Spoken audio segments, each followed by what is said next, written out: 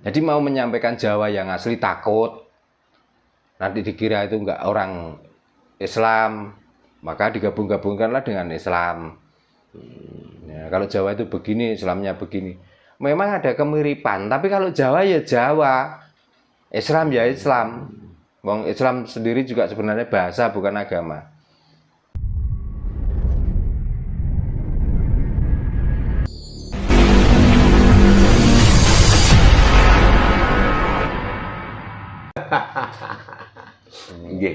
Karena tidak paham.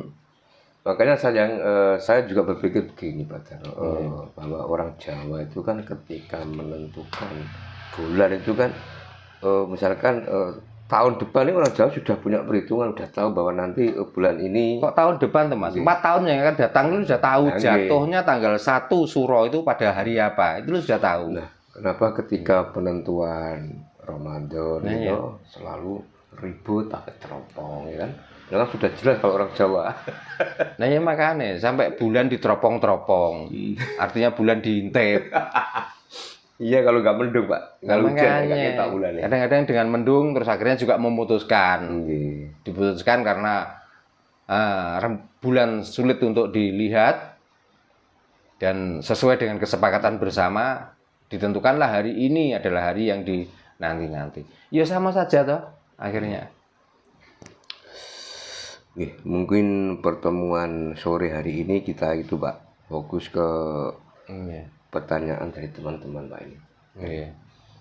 Nah ini dari Dul Grombyang Pak, nama akunnya ini nggak tahu siapa ini aslinya. Nyuwun tulung ditanyakan 1 Suro kok bisa sama jatuh tanggalnya sama dengan 1 Muharram. Kan kenyataannya penanggalan Jawa jauh sudah ada dari penanggalan Arab. Mohon maaf bila pertanyaan saya keliru. Salam rayu-rayu. Jawab salam rayu juga untuk Mas Dul Grombyang. Yang menanyakan seperti itu. Pertanyaannya sangat cerdas. Artinya itu mungkin mewakili banyak pemirsa yang saat ini masih sebenarnya juga ada sedikit. Kenapa ya? Nah dengan ditanyakan seperti itu, jadi itu satu pertanyaan tapi sudah terjawab sebenarnya. Bahwa untuk penanggalan Saka sendiri itu jauh dibanding dengan penanggalan Hijriyah. Ya, karena penanggalan Saka itu sekarang sudah tahun 1992 Kalau yang Saka 1995. Pokoknya diantaranya itulah. Nah, Hijriyah itu baru 144 sekian. Dilihat dari 14-nya itu sudah selisih 500 tahun. Artinya duluan orang Jawa lah menentukan bulan atau tanggal 1 Suro daripada 1 Muharram. Lah terus kenapa kok disamakan? Apakah sini yang tiru sana, apakah sana yang tiru sini? Sudah jelas bahwa sana itu tiru sini. Gitu loh. Tapi kalau di sana disuruh pakai bahasa Suro, dia tidak paham artinya Suro. Maka dia mengambil dari bahasa Asuro adalah 10. Lah orang Jawa yang dinamakan Suro itu juga 10 karena Suro itu kemenangan. Kemenangan itu artinya kita sudah lengkap dari bibit kawit manusia. Maka sana juga meniru Asyuro adalah 10 di antaranya bulan Suro atau di bulan Muharram. Maka 1 Suro dan 1 Muharram akhirnya digabungkan jadi 1 seolah-olah itu imbang, seolah-olah sama.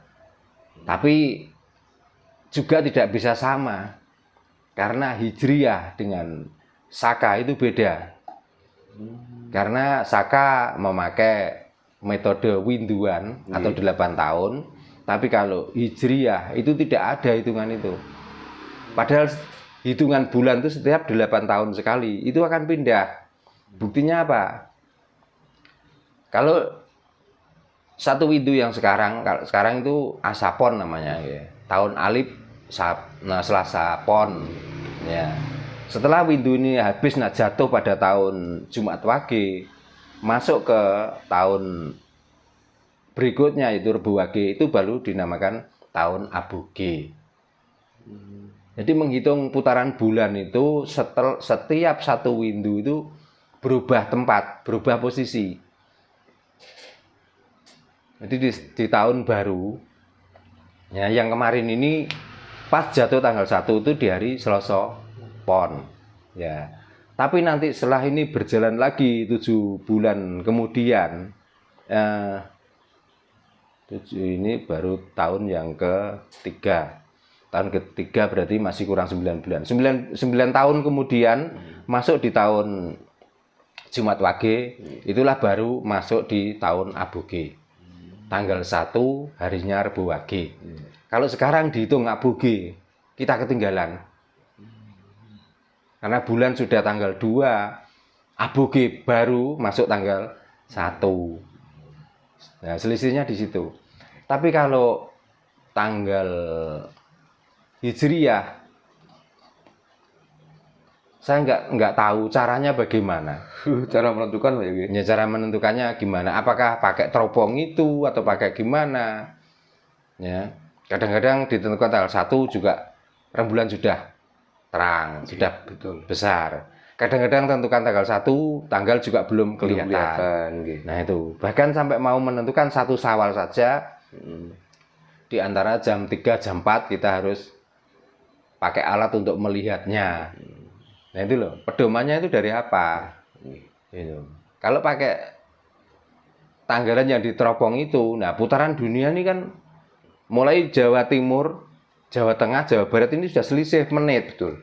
Apalagi nanti kalau sudah ke negara lain.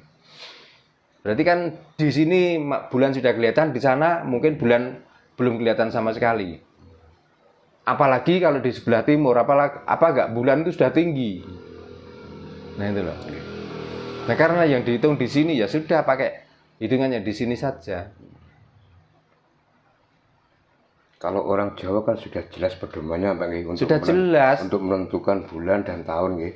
Orang Jawa pedomannya kasunyatan kok. Nyatanya di negara ini tanggal itu, hari itu, tanggal itu baru kelihatan kok. Nah, yang lebih miris lagi Pak, kok ada orang Jawa yang percaya ada tahun gajah itu. Tahun gajah? Nah kalau mau tahu taknya tahun gajah ya pergi ke sana, ke negara yang melahirkan tahun gajah itu. Nah apakah cerita itu kira-kira ya benar? Ya. Di saat Nabi yang jadi panutan itu pas bersamaan dengan kejadian Raja Broha yang menaiki gajah lalu menyerang Ka'bah itu. Apakah benar? Ya ini perlu diuruskan Pak Jarno. Saya tidak berkompeten meluruskan itu. Soalnya saya itu sama sekali sudah nggak percaya dengan ajaran-ajaran itu. Nggih. Nah, niki Pak kula lajengaken malih nggih. Titipan pertanyaan malih niki. Dari King Huin Pak, ini nama akunnya. Apa bedanya Islam Kejawen dan Islam Arab? Bukankah Islam muncul dari Arab? Nggih, monggo Pak Jarno. Islam Kejawen itu kan orang yang masih bingung, belum mempunyai pedoman. Jadi antara Islam dari Arab dan kapitayan di Jawa itu digabungkan. Oh gitu ya. Dia rata-rata mengambil manfaat, cuman itu aja. Jadi mau menyampaikan Jawa yang asli takut nanti dikira itu enggak orang Islam, maka digabung-gabungkanlah dengan Islam. Ya, kalau Jawa itu begini, Islamnya begini. Memang ada kemiripan, tapi kalau Jawa ya Jawa, Islam ya Islam. Wong Islam sendiri juga sebenarnya bahasa bukan agama. Islam itu artinya juga orang yang menuju ke keselamatan atau melakukan sesuatu yang supaya bisa selamat. Nah, orang Jawa juga rata-rata apa yang dikerjakan itu supaya selamat. Ya sama saja. Tapi tentang kapitayan, tentang bacaan, tentang apa, kok masih digabung-gabungkan, apalagi orang yang kelihatannya kopiana juga sudah saking ngetele sampai rupanya kayak ulune tikus. Ya.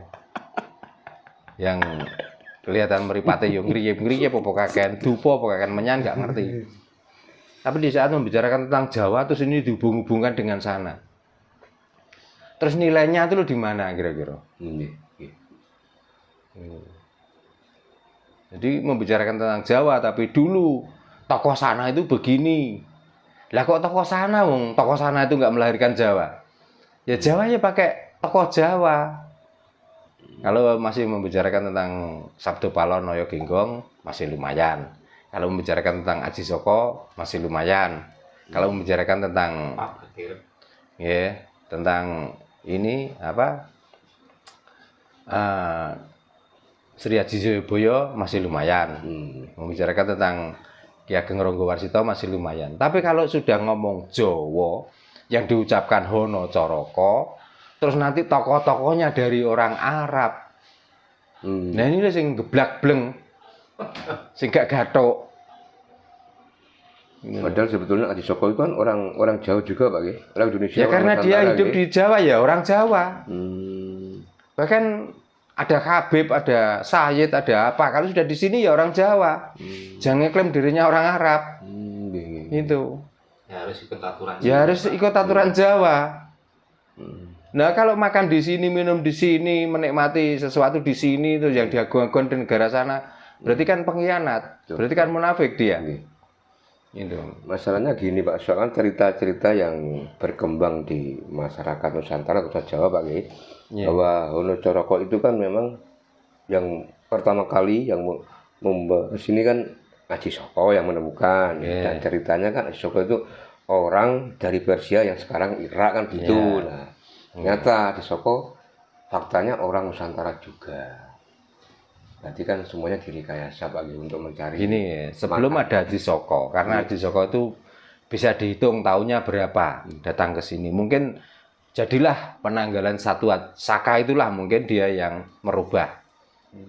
Ya mungkin. Tapi di Jawa sendiri kan berapa ribu tahun sebelum Masehi, Nusantara ini kan sudah jaya-jayanya. Di sini sudah banyak kerajaan, di sini sudah banyak bangunan, di sini sudah ada peradaban yang sangat luar biasa. Bahkan kecanggihannya tentang bertanam, bercocok tanam, kecanggihannya tentang berniaga, kecanggihannya tentang di bidang pembangunan, kan sudah sangat luar biasa. Nah, hancurnya peradaban-peradaban itu datangnya orang-orang dari luar itu loh. Sekarang bukti yang sangat nyata, ya, makanya tak ulang-ulang terus. Hancurnya kerajaan-kerajaan di Nusantara ini disebabkan oleh apa toh? Kan disebabkan oleh orang-orang yang diubah akidahnya. Mulai diserang akidahnya, dirusak, sehingga dia termakan, sehingga dia terdogma dan terdoktrin, sehingga bangunan-bangunan itu dihancurkan. Karena doktrin dan dogmanya bahwa bangunan yang dibangun orang-orang yang sangat luar biasa itu katanya itu adalah tempat persembahan atau penyembahan setan. Itu loh.